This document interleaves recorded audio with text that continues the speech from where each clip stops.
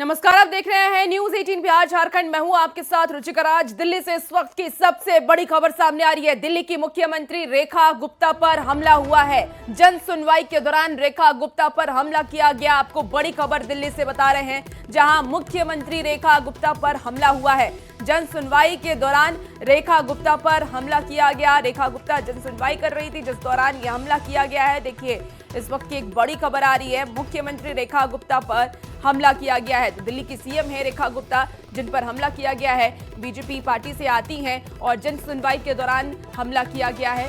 तो इस वक्त की एक बड़ी खबर आ रही है दिल्ली से, जहां रेखा गुप्ता पर हमला किया गया है। जन सुनवाई के दौरान रेखा गुप्ता पर हमला किया गया, ये जानकारी मिलकर सामने आ रही है। हालांकि किसने हमला किया है, फिलहाल इसकी जांच चल रही है। तो बता दें कि सीएम रेखा गुप्ता पर हमला किया गया और जन सुनवाई के दौरान रेखा गुप्ता पर हमला हुआ है।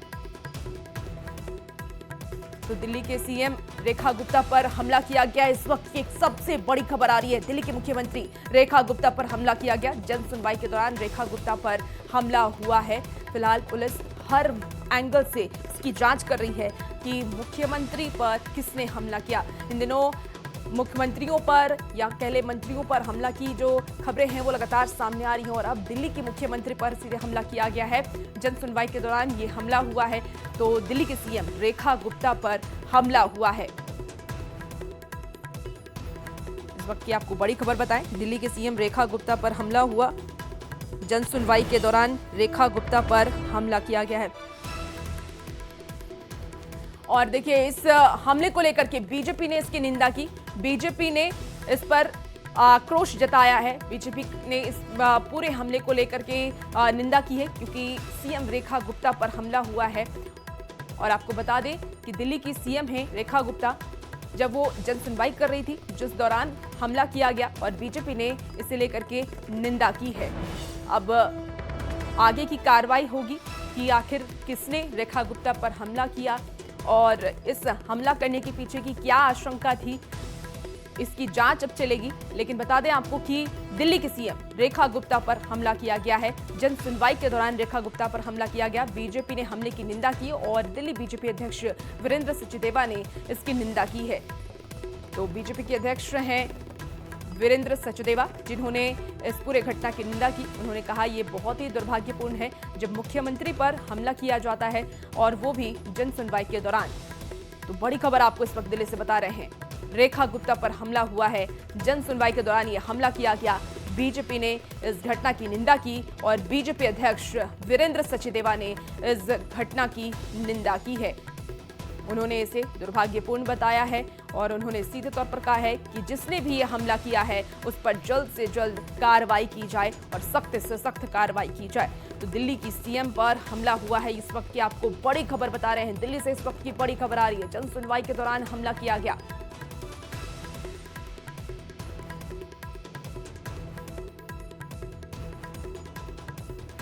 दिल्ली से बड़ी खबर बताएं, जहां रेखा गुप्ता पर हमला किया गया है और जन सुनवाई के दौरान ये हमला हुआ है। ये जानकारी सामने आ रही है। बीजेपी की तरफ से इसे बेहद ही दुर्भाग्यपूर्ण इसकी निंदा की गई है।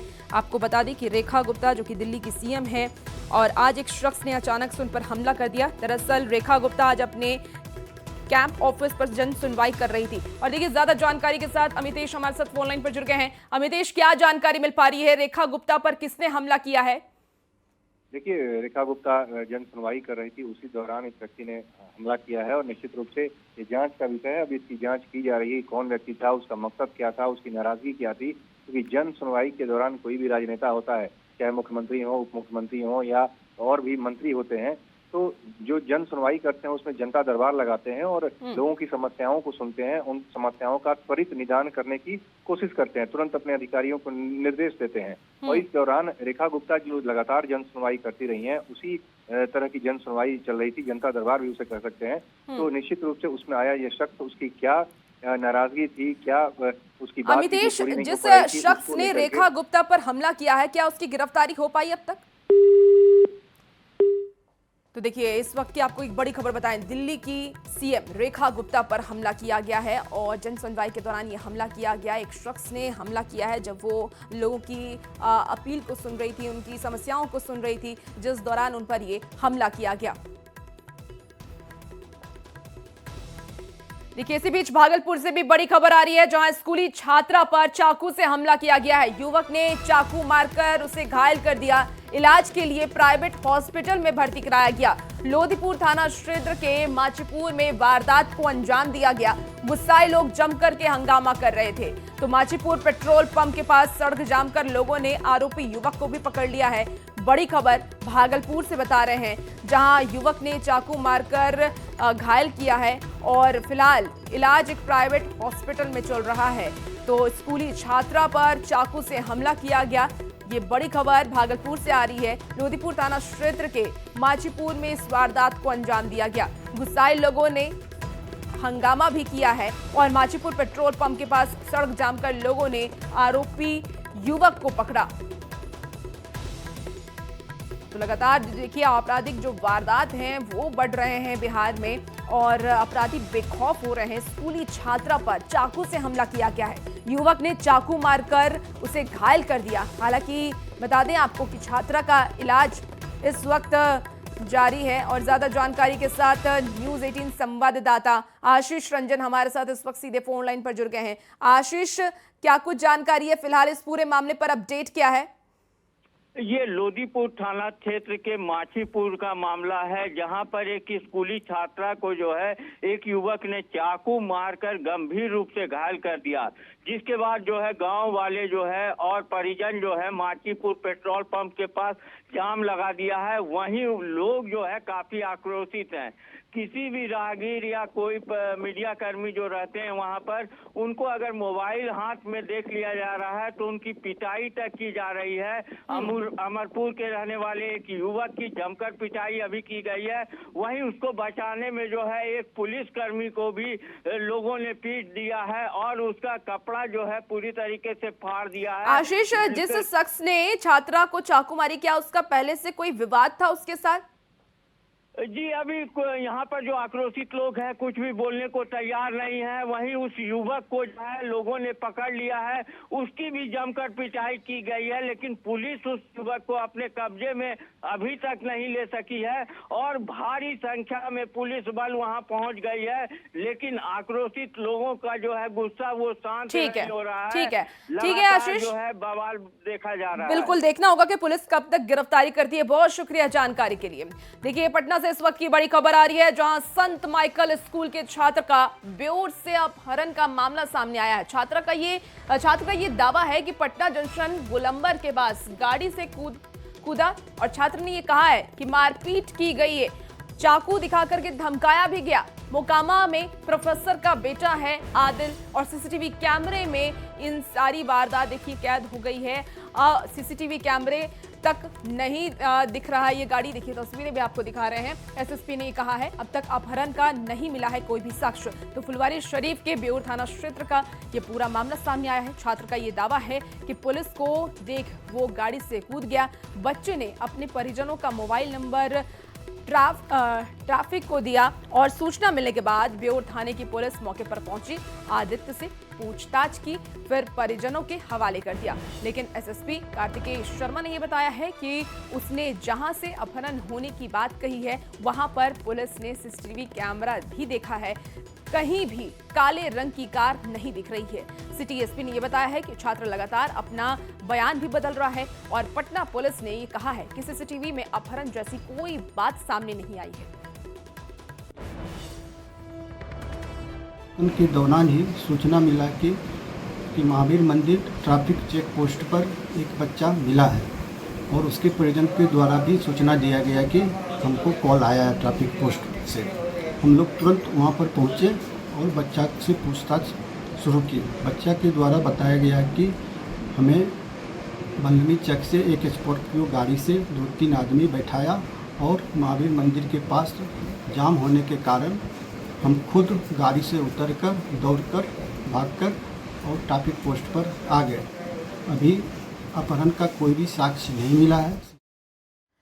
इसी बीच देखिए मुजफ्फरपुर से भी बड़ी खबर आ रही है, जहां महिला की लाश मिलने से हड़कंप मच गया। हत्या कर लाश फेंकने की आशंका जताई जा रही है। कुटनी थाना क्षेत्र में मिली है महिला की लाश। तो घटना से ग्रामीणों में आक्रोश देखा जा रहा है। तेज हथियार से हत्या की आशंका जताई जा रही है। गुस्साए लोगों ने पुलिस की गाड़ी को भी क्षतिग्रस्त कर दिया। महिला की लाश मिलने से नाराज ग्रामीणों ने पुलिस गाड़ी का शीशा तोड़ा और मौके पर पहुंचे पश्चिमी एसडीपीओ 2 एसी ज्ञानी भी पहुंच चुके हैं। आगे की कार्रवाई जारी है। इसी बीच देखिए समस्तीपुर से एक खबर सामने आ रही है, जहां पूर्व आरजेडी नेता के घर पर हमला किया गया है। अमरेश राय के घर पर हमला हुआ है। बदमाशों ने की है गोलीबारी और ताबड़तोड़ फायरिंग। तो सीसीटीवी में कैद हुई है बदमाशों की ये तस्वीर। आपको तस्वीर भी इस वक्त टीवी स्क्रीन पर दिखा रहे हैं। हत्या के मकसद से हमले का आरोप है। मोहद्दीनगर के रमैया भदैया गांव की ये घटना बताई जा रही है। तो समस्तीपुर से ये बड़ी खबर है। घर पे आके लगभग 20-25 अपराधी, जिसमें गांव के भी लगभग 10-12 गो अपराधी था, जो कई बार जेल जा चुका है। हमको हत्या करने के लिए घर पे आके गोली चलाया और हमारे गाड़ी जो स्कॉर्पियो हम चढ़ते हैं उसको क्षतिग्रस्त कर दिया। और गांव के जो 8-10 आदमी हैं, तेज नयन राय, उसका लड़का मनीष राय, फिर मनीष राय, राजदेव राय के लड़का रजनीश राय, सब 302 के भी मुजरिम है।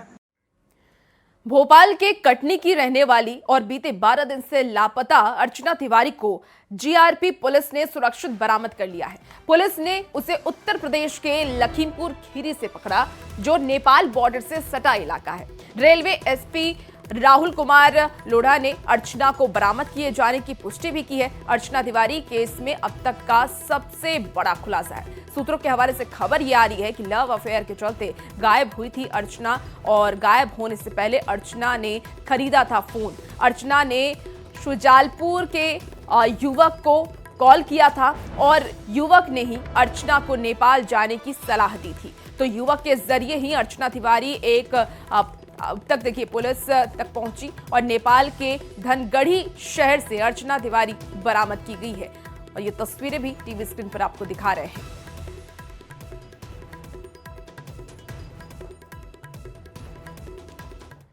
चलिए अब सियासत की खबर का रुख कर लेते हैं। तो देखिए मोदी सरकार सत्ता के अपराधीकरण को रोकने के लिए एक बड़ा कदम उठाने जा रही है। गृह मंत्री आज लोकसभा में 130वां संविधान संशोधन बिल पेश करेंगे और इस बिल में प्रावधान है कि अगर प्रधानमंत्री, मुख्यमंत्री या कोई मंत्री गिरफ्तार होने के बाद 30 दिन तक हिरासत में रहता है तो उसे पद से हटा दिया जाएगा।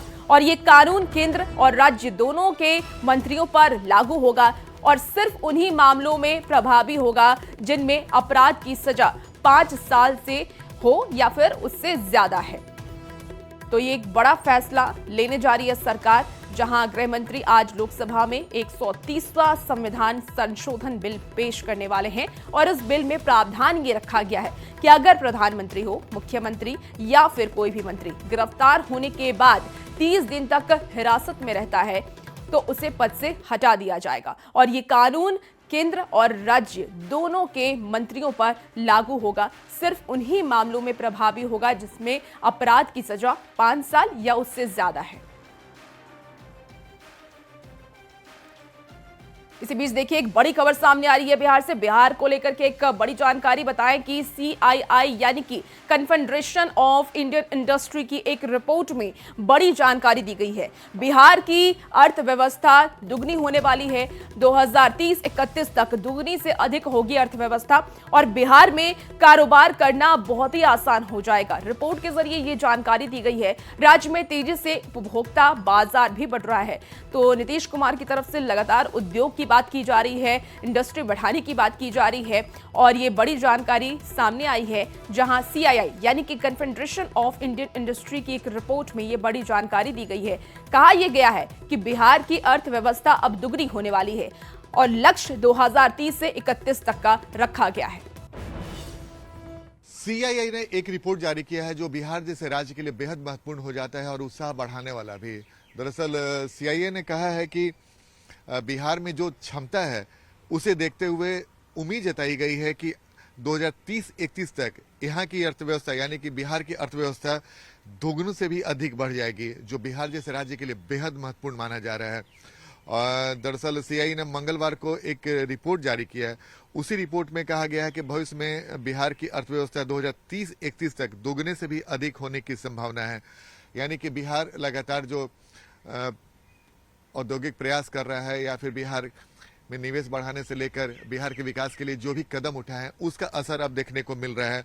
दरअसल सीआईए चौथे पूर्वी भारत सम्मेलन में ये बातें कही गई हैं और वहीं पे एक रिपोर्ट जारी की गई है जिसमें कहा गया है कि 2030-31 तक बिहार की अर्थव्यवस्था तो दुगनी होगी। और इस रिपोर्ट के अनुसार बिहार में इसके लिए जो सरकार ने कदम उठाया उसके हिसाब से बिहार में तेजी से जो आर्थिक परिवर्तन हो रहे हैं उसका बड़ा असर देखने को मिल रहा है। और खासकर जनसंख्या संबंधी लाभ भी बिहार जैसे राज्य को मिल रहा है। जब बिहार की आबादी 14 करोड़ है, जिसका फायदा भी बिहार जैसे राज्य के लिए मिल रहा है। और सबसे बड़ी बात इसमें कही गई कि अनुकूल नीतियों के साथ साथ निवेशकों के लिए एक अद्वितीय अवसर के रूप में बिहार उभर रहा है। यानी कि बिहार सरकार जो लगातार औद्योगिक विकास के लिए कदम उठा रहे हैं उसका भी फायदा बिहार जैसे राज्य को मिल सकता है। तो जाहिर सी बात है सीआईए की इस रिपोर्ट में बिहार के लिए एक बड़ा अवसर दिख रहा है और बिहार जैसे राज्य के लिए भी महत्वपूर्ण हो जाता है। जो बिहार अभी भी पिछड़ा है, अगर ये तमाम परिस्थितियां अनुकूल होती है तो आने वाले समय में बिहार एक मजबूत राज्य के रूप में देश में शुमार हो सकता है। कैमरामैन दीपक के साथ आनंद अमृतराज, न्यूज 18 नेटवर्क, पटना। देखिए 22 अगस्त को प्रधानमंत्री नरेंद्र मोदी गया जी के मगध विश्वविद्यालय परिसर में आगमन उनका तय है, जहां वो एक विशाल जनसभा को संबोधित करेंगे और कई योजनाओं का शिलान्यास और उद्घाटन भी करने वाले हैं। जनसभा को लेकर के जोरों शोरों से तैयारी की जा रही है और अब तक का सबसे बड़ा पंडाल बनाया जा रहा है, जिसमें कि 6 से 7 लाख लोगों के शामिल होने की उम्मीद है। सुरक्षा के लिए अस्थायी थाना, हेलीपैड, पुलिस लाइन और नए द्वार बनाए गए हैं। गया जी के साथ साथ बिहार और झारखंड के कई जिलों से लोगों के आने की संभावना को देखते हुए प्रशासन 24 घंटे निगरानी कर रहा है। देखिए गया जी से संवाददाता एलन लीली की एक खास रिपोर्ट। देश के प्रधानमंत्री नरेंद्र मोदी एक बार फिर बिहार दौरे पर आएंगे। बिहार के गया जिले के बोधगया के मगध विश्वविद्यालय के इस भव्य परिसर में जो है वो देश के प्रधानमंत्री नरेंद्र मोदी आने वाले हैं 22 अगस्त को। इसको लेकर के तैयारी भी जोर शोर से की जा रही है।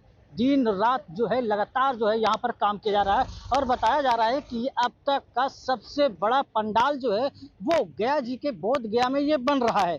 लगातार यहाँ के जो कार्यकर्ता है, जो अधिकारी है, वो लगातार यहाँ मॉनिटरिंग कर रहे हैं कि यह तैयारी जो है भव्य तरीके से हो जाए, किसी प्रकार की कोई कोताही नहीं बरते जाए। जब देश के प्रधानमंत्री नरेंद्र मोदी आएंगे तो उनको सुनने के लिए पांचों जिले से लगभग 5 से 6 लाख जो कार्यकर्ता है, जो दर्शक, वो यहाँ पर आएंगे। साथ ही जो सीमावर्ती जो क्षेत्र है झारखंड से पलामू, हंटरगंज, वहाँ से भी लोगों को आने की संभावना जताई जा रही है। इसको लेकर तैयारी जो है लगातार जोर शोर से की जा रही है। न्यूज 18 गया जी बोध गया। फिलहाल इस बुलेटिन में इतना ही। खबरों का सिलसिला न्यूज 18 बिहार झारखंड पर जारी है। बने रहिए आप न्यूज 18 के साथ।